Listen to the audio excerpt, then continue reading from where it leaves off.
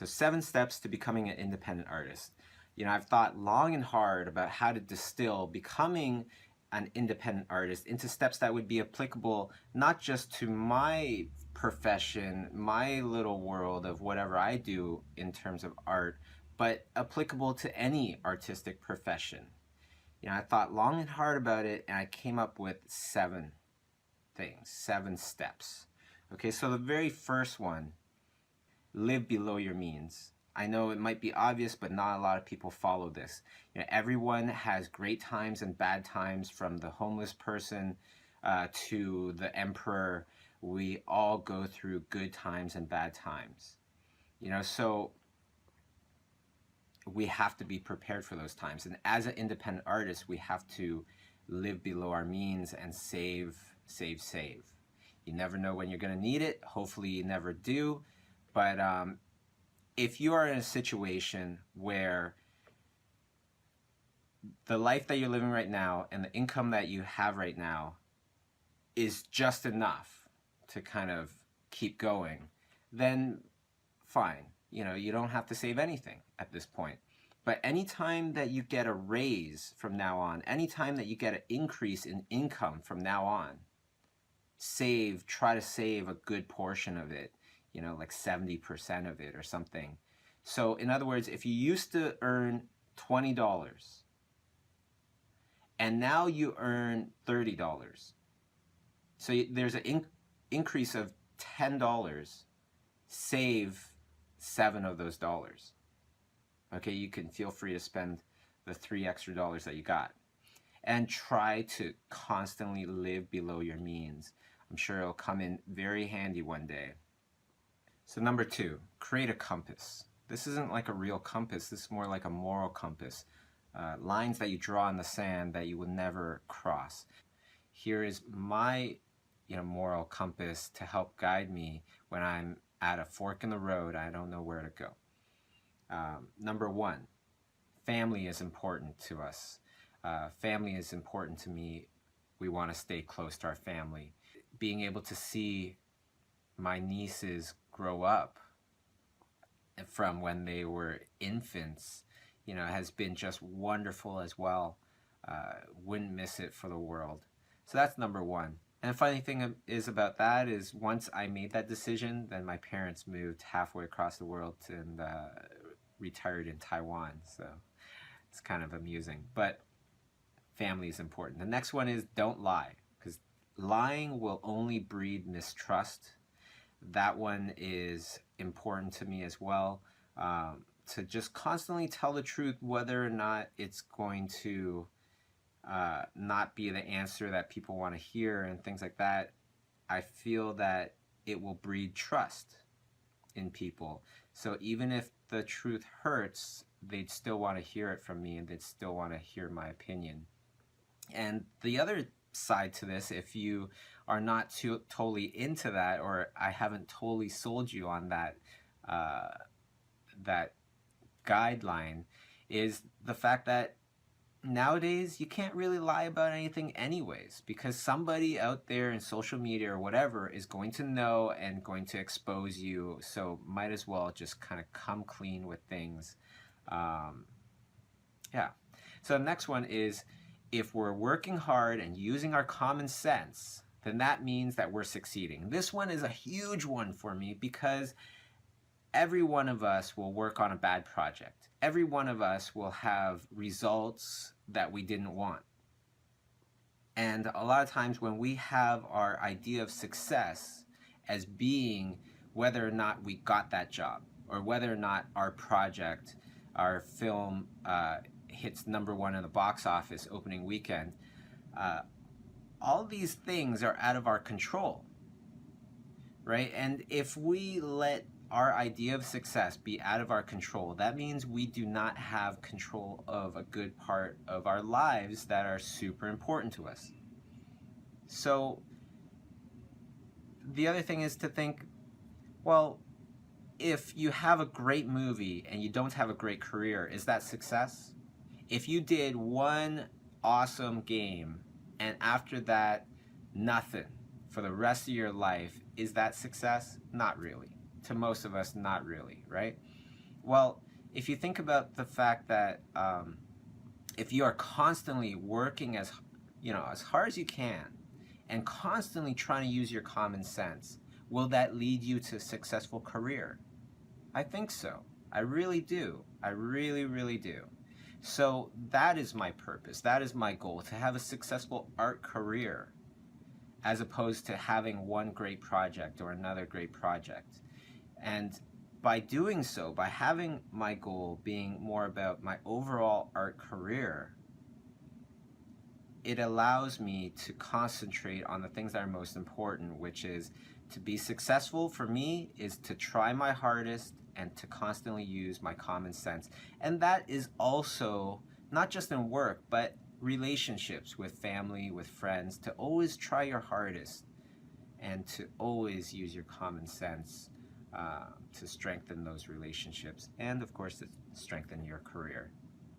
Now, the next one is to create positive change in people's lives. This one's really important because as much as I love working on films, I love it. It's so much fun. And I love working on games and big projects and, all sorts of things. Super amounts of fun, and perhaps it helps to inspire others out there to pursue their dreams and pursue working in films or whatever it might be. But if you actively go out there and you teach somebody or you change their lives in a positive way, that is the most humbling experience ever, and you've actually literally helped to change somebody's life for the better. There's nothing better than that, I feel. And the last one is to create a space where it's all about great people above great talent. I would rather work with somebody that's half decent, pretty good, but has an awesome attitude, is a really great person to work with, than to work with somebody that's amazing, that has a really bad attitude and is really not a nice person to hang out with. For me, life is about enjoying our lives, while we're on this planet. So I would rather work with great people. Now, these things, these guidelines that I just told you, they are my own guidelines. Feel free to make up your own. Or if you like to adopt any of mine, by all means. Number 3, okay, be like an octopus. Diversify your jobs, clients, sources of income. If you only have one job, that's fine, but it's like being like a suckerfish clinging to a big shark. If that shark dies, the little fish are thrown into trouble. Now, a lot of people do the studio thing and studio life, and they do a great job at it. I'm not trying to say that that's the wrong way to go. These are just the steps that I feel are necessary if you want to become an independent artist. Okay, if you are a studio artist, then you are dependent of that one source of income, and that's fine. You can totally do that. But to become an independent artist, I say be like an octopus with multiple legs, multiple incomes. I've had the experience of seeing a bunch of people that were supposed to be mentors to me before I started the studio that ended up all losing their jobs from the same studio. They were all laid off. Their whole entire lives I saw go through some tailspins. Now, for me, that was a little traumatic, and from that point on, I thought, don't just depend on one thing. If you have all these different sources of income, if one kind of drops out, you still have all these other legs to help you stand. And that's the whole entire point about be like an octopus. Have your studio job, perhaps, that's wonderful, but also perhaps do some comic conventions, perhaps take on a little, book illustration on the side, things like this. Constantly have your toes dipping in other sources of income. Number 4, craft a routine. I used to not like routines, but now I love them because if you have a great routine, you could do more, you could do it faster. At first, I wanted to become an independent artist because I didn't want a routine. I didn't want a schedule. I wanted to live by the seat of my pants. I wanted to do whatever I wanted to do. But you know what? You can do way more if you do have a very nice, clear routine. That way you can do everything that you want to do more effectively and therefore have more time to accomplish even more stuff. So here is my routine that I do on the perfect day. Now, a lot of times I travel. So when I travel, this routine goes into tailspin, but I always try to get back to it. Okay, and here's the routine. That is my own routine. Feel free to take that routine if you like, or create your own. Number 5, when to say yes and when to say no. When we start our careers, we have to learn to say yes to pretty much everything and do more. Right? That's how a lot of us start our careers. We are the people that can do the things that nobody else can do, kind of thing. Nobody else will take, kind of thing. Then you start to succeed, because hard work pays off. Somebody's going to notice at some point and you're going to start to succeed. That's when you have to learn to be picky and say no. This is a very crucial part of being an independent artist, because if you say yes to everything and all of a sudden demand gets greater and greater to the point where you can't handle all the things that you just said yes to, all of a sudden you're going to be giving at least one person a bad result, a bad project, a bad product, or you're going to be, the quality of your work for all your products are going to go down. You don't want that either. So at a point, you have to look for it. When demand gets too high, that's when you have to be picky and learn to say no. And actually, perhaps even do less projects. I do less projects now because the arms of my octopus have gotten bigger and bigger. And now they are much more supportive. And so I don't need to take as many jobs. And because of that, I can choose to charge a higher rate than I did when I started off. And because of that, it gives me even more time to do an even better job on the jobs that I said yes to. Number 6, you are your own PR. If you don't say what you've done, nobody will when you're an independent artist. So, hey, the things that you're proud of, let people know. When you let them know, when you post things into the internet and into social media and stuff like that, try to always be consistent. There's some artists that I check on a regular basis. Pascal Campion, his work is phenomenal, and he's super consistent. He's always posting art. No matter if you have enough time to just post a painting a month or a painting every 2 weeks, something like that, whatever it might be consistent about it and try to brand it in a way where you're posting it where people know that you're going to be doing this once a month or once a week or whatever it might be. The more consistent, the better, if you can. Okay, and there's some things that I do that aren't totally consistent, like these videos, but I do try to keep them on a constant, constantly updating, constantly adding content. So be consistent. The best thing that you could do is become part of somebody's everyday habits that they do. So, for example, Inktober was happening, and when I was drinking my coffee or finishing up my day at the end of the day, I love seeing Peter DeSev's Inktober drawings. They were phenomenal, and it really became a habit to go and check his Inktober on his Twitter whenever it was at the end of the day. Now, if you can become part of somebody's habit, then they will habitually come back to your account or your Twitter or whatever it might be to check on your stuff. Even though Peter DeSev's drawings were very low down in my newsfeed just because I'm following like a million people, I would actively search out his account to look and see what was the newest, greatest Inktober. The other thing about becoming your own PR is think about what your brand is. You know, the more simplified, the easier you're able to say what your brand is, the more people will remember it and the more kind of sticky it's going to be in people's minds. So mine is creatures. You know, I love painting creatures. Is that the only thing I do? No, I do other stuff. I paint people. I draw people as well. But the brand is creatures. Whimsical, fantastical creatures, if you want to get more specific. Okay, so number 7 is stay organized. You know, when you're on your own, you need to stay organized even more.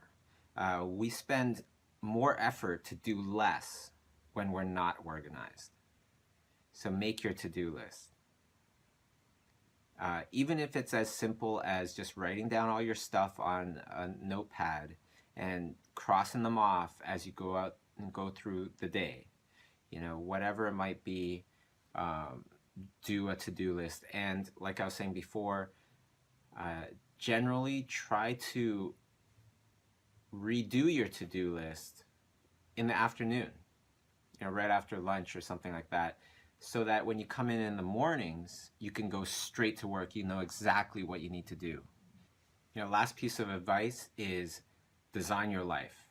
You know, don't stop at designing for films or games, etc.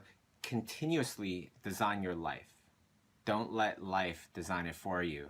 You know, if you ever watch National Geographic, things like that, nature, living in the wild, it is not kind. You know, if you let life kind of guide your life however it's going to do that, it's dangerous. So actively try and design your life. Now, I didn't know what I wanted to do when I was just starting off and just starting off the company. I didn't know what I wanted to do. I didn't know how I wanted my life to be. But what I did know is I knew what I didn't want it to be. So a lot of times this is very much the same for a lot of people out there. So what I did was I started to write down what I didn't want to do. So this is actually the list of things that I wrote 10 years ago of all the things I didn't want my life to be. And then on the left side, I start to write in everything that I did want it to be. So what I don't want it to be, I don't want to drive far to get to work. You know, I don't want to be away from my family. I didn't want to be limited to how far I could climb. The last one is I didn't want to stop learning. So then I started to write everything that was the exact opposite of everything I didn't want my life to be, and then I added some things too. So I started off, I want to be close to work. I want to be close to family. I want to be in a position of amazing potential. I want to be in a position where I'm constantly learning.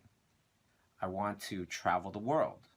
I want to affect as many people as I can in a positive way. Now this is so nice for me to see after all these years, because I haven't even looked at this list for probably around 7 years. And to see everything on that list are things that I actively do today just gave me even more kind of energy and inspiration to go for even more stuff later on. Now I work close to my home. You know, it's about a 6-minute drive. I'm still close with my family, and seeing my nieces grow up, wonderful. Being in a position of amazing potential while having your own company, being an independent artist, your potential is limitless, really. You create your own limitations, right? Be in a position where I'm constantly learning, and the next one after that is travel the world. Well, that's where schoolism comes in, right? I can learn online, and I constantly am taking these classes online, and sometimes I even take the premium version and will take somebody's full class I'm doing assignments just like the other artists that are in the class. And I go on multiple workshops in a year, tons of them, because I'm helping to organize them. So I've put my job into a position where I'm constantly learning, and I get to travel the world.